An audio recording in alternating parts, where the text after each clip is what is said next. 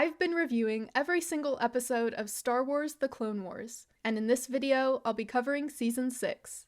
If you haven't seen my previous season reviews, I have a playlist where you can go catch up.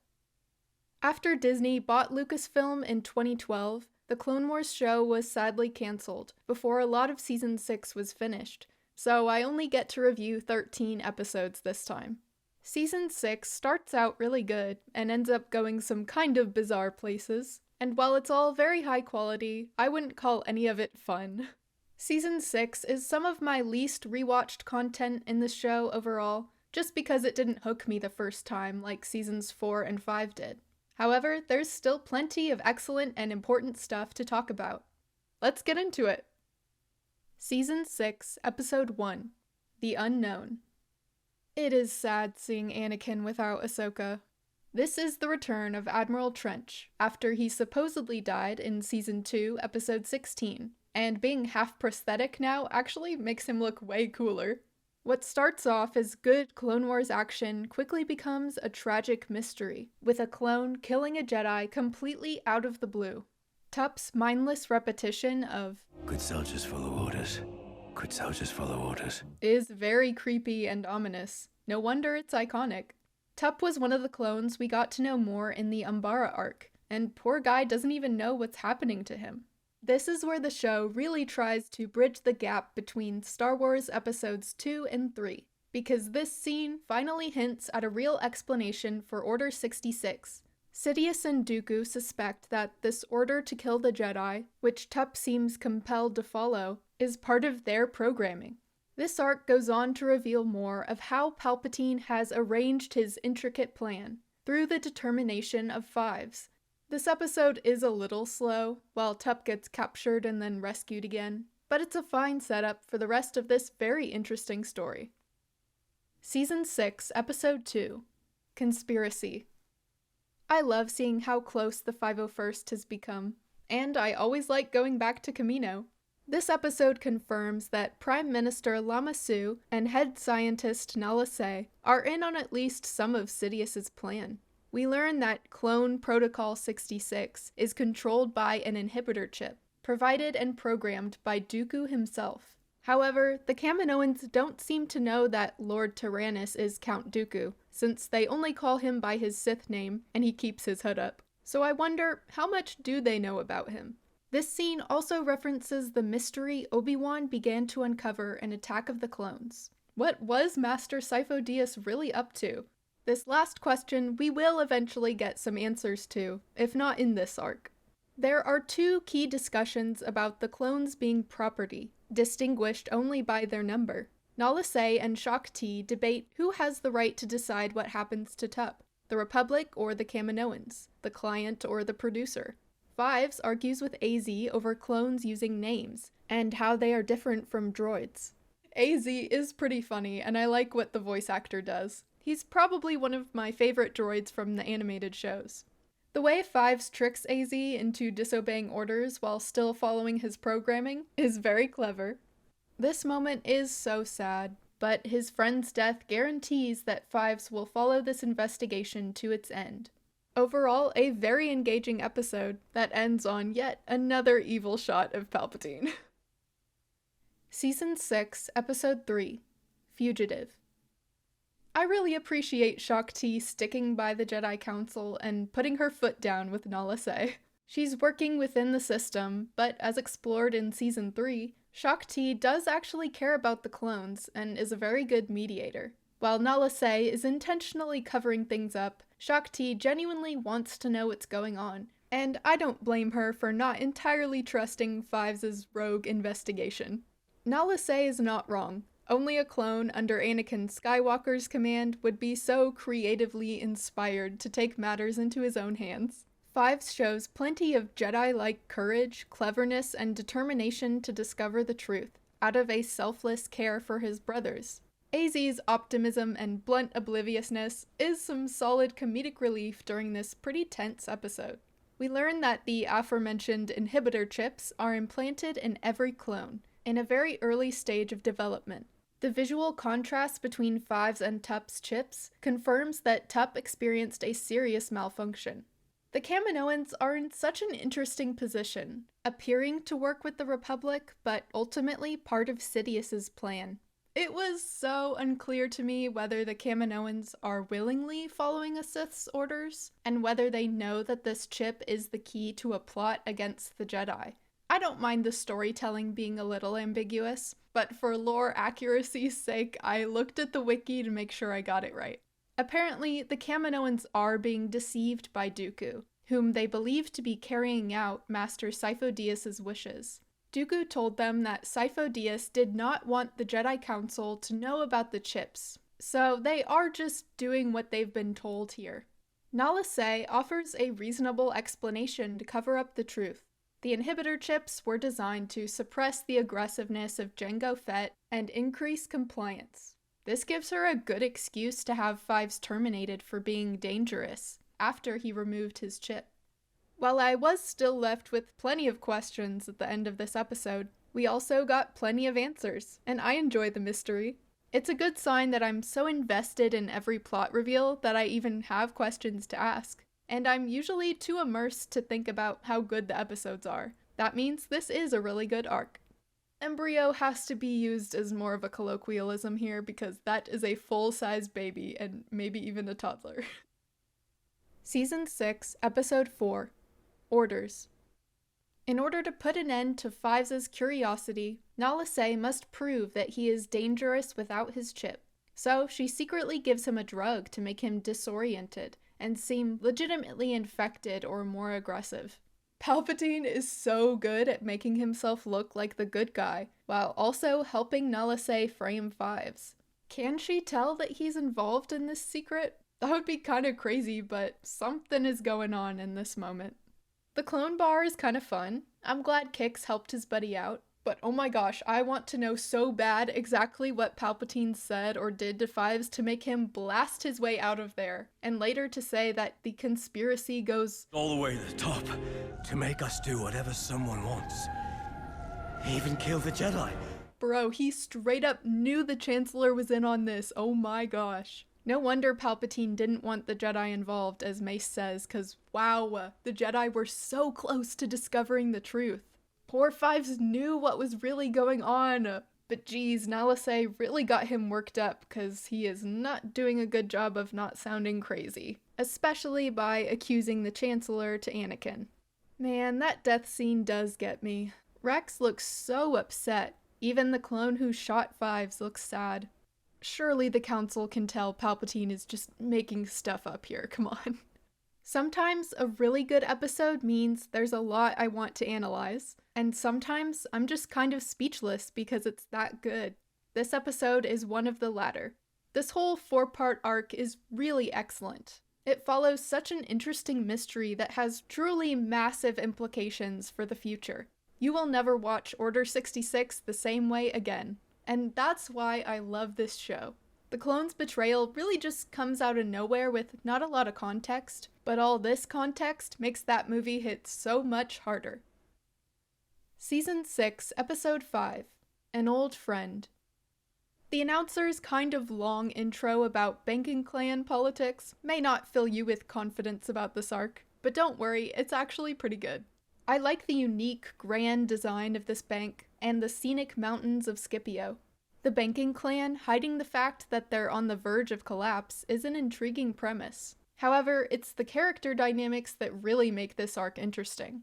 Also, Embo is back. The hat sledding was pretty fun.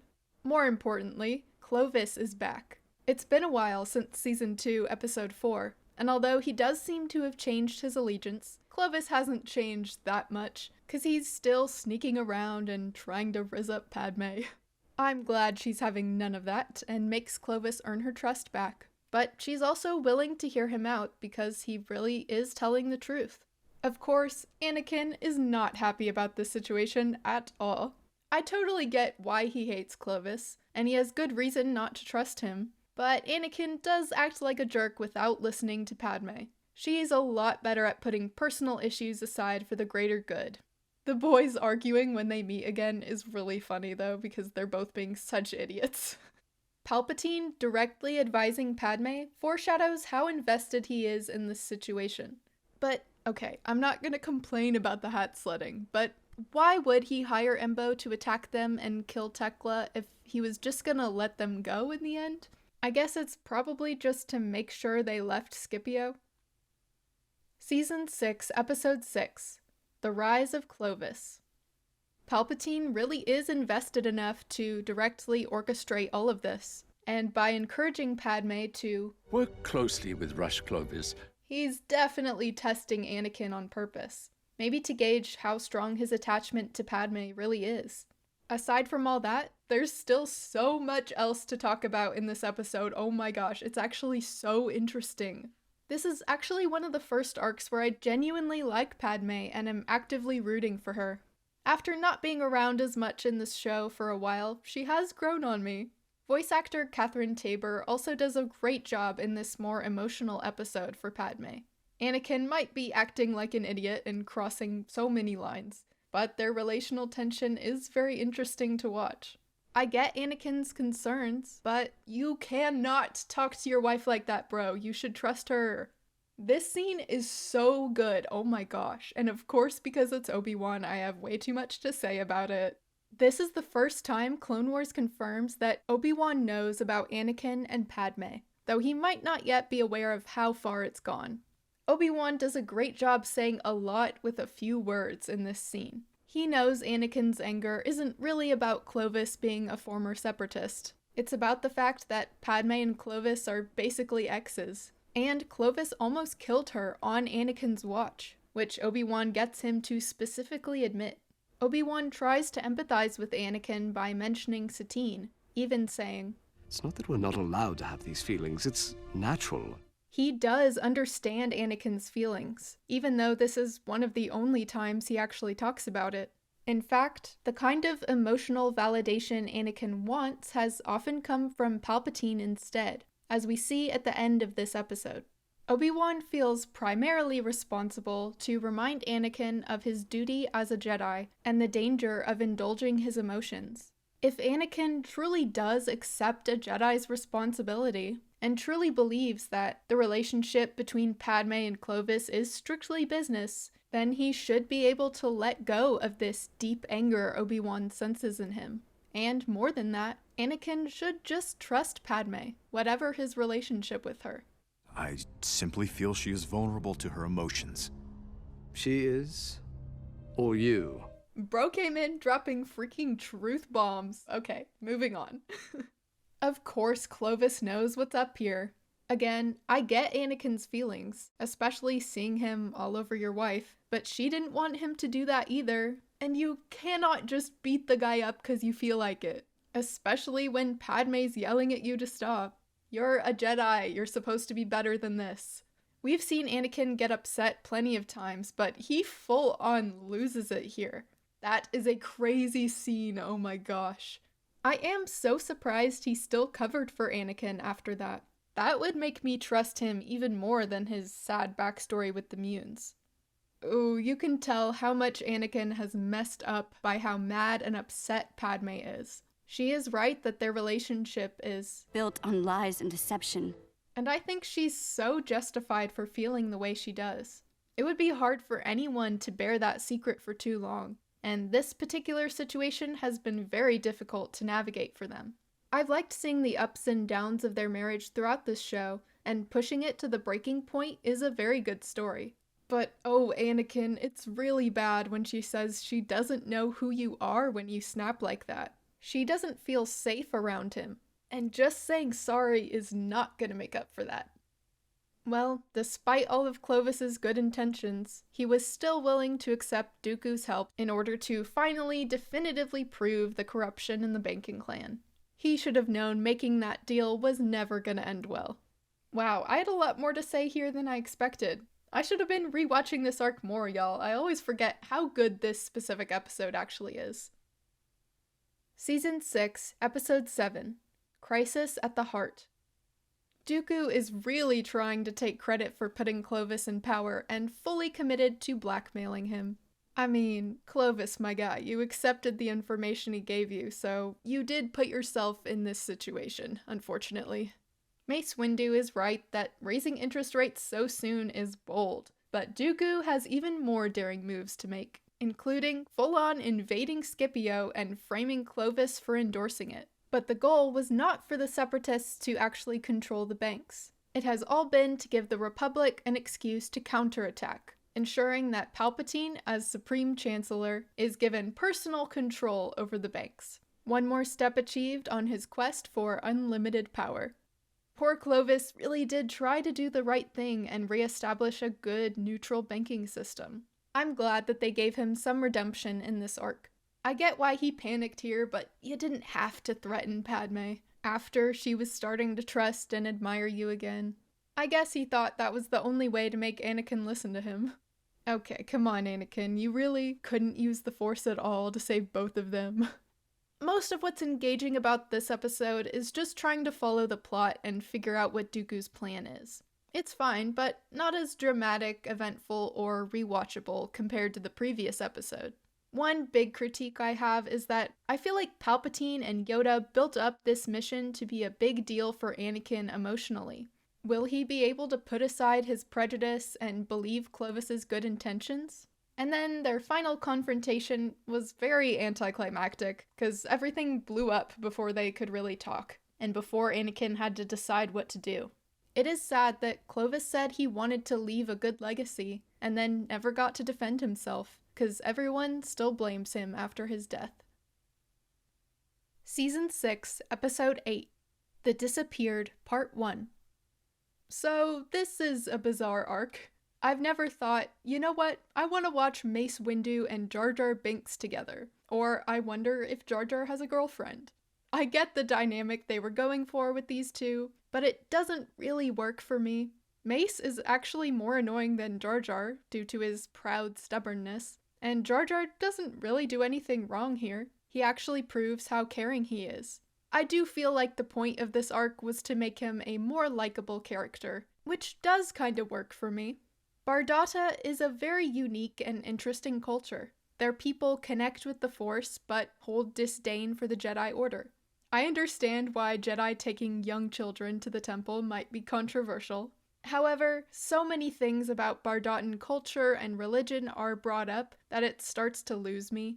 Okay, demon worshippers stealing the life force essence out of people though, that's crazy. There's plenty of potentially interesting stuff going on here for sure, but with these characters and this slow-paced of an episode, it's just not for me. Season 6, Episode 9, The Disappeared, Part 2. Yep, Misa see that from here too. Okay, that was the funniest Jar Jar's ever been. 10 minutes into this episode, and Mace and Jar Jar have just been running through the town market after the Queen. I guess Mace does some cool flips, and Jar Jar decides to be brave, and it's nice that they kinda connect with each other here. The Queen still has way too much faith in Jar Jar, though. Oh, I did forget it was Mother Talzin, oh my gosh. Her goal was to become powerful with the Force artificially by taking it from other people because, as she openly admits, she's not naturally Force sensitive. Her dark magic is something different, an illusion according to Mace Windu. Talzin showing up definitely renewed my interest a bit, but not that I was expecting much at this point. I just feel like there could have been a cooler fight between Mother Talzin and Master Windu. The Force explosion was kinda cool, I guess. Anyway, I don't know what happened in this arc, let's just move on. Season 6, Episode 10, The Lost Ones. As I mentioned earlier, I often stop my rewatches at Season 5, so I've only watched Season 6 a few times, and it's been a while. But oh my gosh, do I regret forgetting about this episode, cause this is good Star Wars. This feels like the bridge needed between movies 2 and 3. It's one of the best one-off episodes in the show for sure. Well, it's not the first time we've been wrong recently, is it? Oh, Obi-Wan spitting facts as always.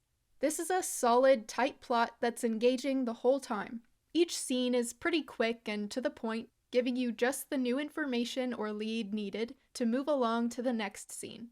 Love that the boys are back in this episode. And some of my questions from the first arc are finally answered, because we learn a lot about Master Sifo Dyas. He foresaw the coming war and, working willingly with Dooku, commissioned the clone army so that the Republic could be prepared for it. Sifo-Dyas had good intentions, but Dooku betrayed and killed him so that the Sith could take control of clone production. Palpatine is not happy that the Jedi are back on this mystery. And the final loose end to be taken care of is this poor guy who's been stuck here for years and gone completely nuts. And he still almost ruined the Sith's whole plan. This ending fight is so good. I've seen a popular clip going around where someone pointed out how Dooku keeps Anakin on the defensive and Obi-Wan on the offensive, masterfully exploiting both of their weaknesses. So not only is this fight flashy and fun to watch, there is intentional detail showing how skilled of a duelist Dooku is. And what an epic exit. I'm also noticing that the longer this show goes on, the more I like when Dooku shows up, because they've gradually fleshed him out to be more complex, while also making him more threatening as a villain.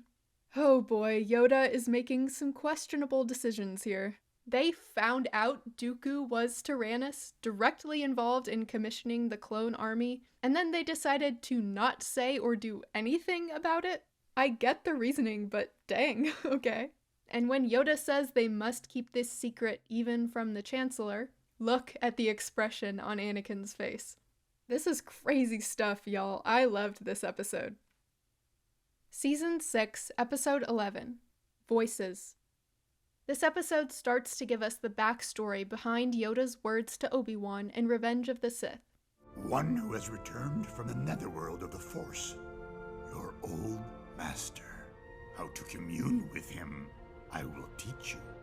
At this point, the Jedi apparently didn't believe retaining your identity after death was even possible. And oh my gosh, I was wrong about what I said in Season 3, because I totally forgot Yoda does bring up Mortis here. Anakin and Obi-Wan told him about speaking to Qui-Gon. This is the first time anything has referred back to that crazy arc, and it's about one of the more trivial things that happened. We see the whole Jedi Council meditate together, and those time-lapse style shots were new and cool. I like that we're exploring Yoda's character and how the rest of the Jedi perceive him more in depth, kind of for the first time in this show. Mace and Obi-Wan discuss their concern that something could bother Yoda this deeply, because nothing ever has. Ki-Adi-Mundi is especially paranoid about the mysterious voice being an attack from the Sith, and about Yoda's connection to Dooku, who was once his apprentice. I noticed that Obi-Wan really pushes back on Ki-Adi's concerns in this episode. Honestly, I think Ki-Adi's right to be this worried about the Sith Lord, given how much they've learned recently, and to start questioning things the Jedi have never questioned before. But I suppose Obi-Wan is the last person in the world who would doubt such a wise and trusted authority as Master Yoda. The sensory deprivation tank was a cool idea, and they explained that Jedi rarely use it because it's so risky. It did remind me of Stranger Things. I do like that Yoda names Anakin's spontaneity as a unique gift. Not many other Jedi Masters see it that way. And I liked seeing more of Yoda's playful side in that scene. Yoda knows Anakin doesn't mind getting in trouble because disobeying the Council, your expertise is. Dagobah is introduced here. It's already been established in The Empire Strikes Back as a powerful place with the Force, through Luke's experience. And now we see Yoda go through something very similar. He straight up foresees what will happen if, or when, he fails. The voice of Qui-Gon also explains how the Force works in more detail. This went over my head at first, but basically, the living force resides within living beings and connects them to the cosmic force, which is like the spirit of the universe, through the midichlorians. Qui-Gon also explains that you must learn to preserve your own life force. Not any Jedi can just do it. Lots of new and important lore in this episode. The rest of the arc starts to lose me, but this one at least is way more interesting than I remember. I really liked Qui-Gon's last words about hope. It felt like very on-brand Star Wars. Season 6, Episode 12, Destiny. It's about to get a little wacky again here, y'all. And that's the main reason why I never really rewatched this arc. The first time I saw it, it was just a little too out there for me, and I just didn't understand what the heck was going on. This planet is really visually unique and beautiful though. These beings are a little off-putting but interesting, with each representing a different emotion. The one who guides Yoda, Serenity, convinces the others that he should be taught because he is to teach one that will save the universe from a great imbalance. This is referring to Luke, I assume? I think we see a bit of Yoda's hidden ego and complacency, which has allowed the dark side to blind him during the war. Yoda claims to know himself completely, to have overcome his weaknesses and conquered his fears, and I immediately thought, Are you sure about that? This creepy, shadowy creature represents Yoda's dark side. I do like the idea of Yoda physically facing his inner demon, and its evil laugh and voice is funny. Yoda learning to accept, overcome, and then renounce it was pretty epic. Oh my gosh, him seeing Ahsoka dying is so sad. And he still calls her Padawan. Good to know he does feel guilty about all that. So the point of these visions was for him to go through without giving in to attachment or emotion? I mean, he just knew this scene with Dooku and Qui-Gon at the temple wasn't real. I guess maybe he just needed to let go of the past and what could have been. I don't know. At the end, it's revealed that these beings are just people who have succeeded in what they are teaching Yoda. Manifesting after death. Wait, then how are they each only one emotion? Whatever, it's fine. Season 6, Episode 13, Sacrifice. Okay, the Sith planet Moraband is really cool. The snake creatures and Sith ghosts are so creepy. Yoda enters the tomb of Darth Bane, the Sith who created the Rule of Two, which Yoda briefly mentioned in The Phantom Menace. Bane gives his reasoning for it too. The Sith destroyed each other in their selfishness and greed, so Bane created a more resilient legacy by only passing his knowledge on to one apprentice. This Sith ritual is very new and weird. It is interesting to think about how Sidious would try to break Yoda. This vision does feel very real at first, but you know it can't be once Anakin chops Dooku's head off, another thing Yoda gets to foresee. Also, Sidious basically reveals that Anakin is the key to everything. Let him die, and you can stop all that I will do. This is a pretty cool fight between Sidious and Yoda. All this just makes you think Yoda should have been able to prevent some of what happens in the future. I don't really know what's going on in this episode anymore. It's getting too ungrounded. I think that's why I don't love this arc. It does affect the prequels for sure, but honestly, I don't really care about the spirituality or religion of Star Wars, or the details of how the Force works. I care about the actual grounded stories, human relationships, characters going through things I can somewhat understand. I like concrete consequences and connections, and I can never fully understand this arc because it feels so disconnected to me, maybe a little too symbolic. I will say, however, that these episodes are intriguing to just watch and take in, more than I gave them credit for the first time. And given the new depths explored here, imagine what we could have seen later in the show if it continued. I do like Yoda's concluding thoughts, because he finally accepts this key truth. For infighting the battles, the bloodshed. Already lost we have. I get why they didn't use the normal outro for this one too. They did think it was the last episode ever. That is the end of Season 6, but it's not the ultimate finale yet. Thank you so much for watching, I hope you enjoyed. If you did, do subscribe to follow the rest of the series. Alas, there is only one more season to go, but I am working on a special bonus video before I do Season 7, so look out for that. Until the next one, may the Force be with you.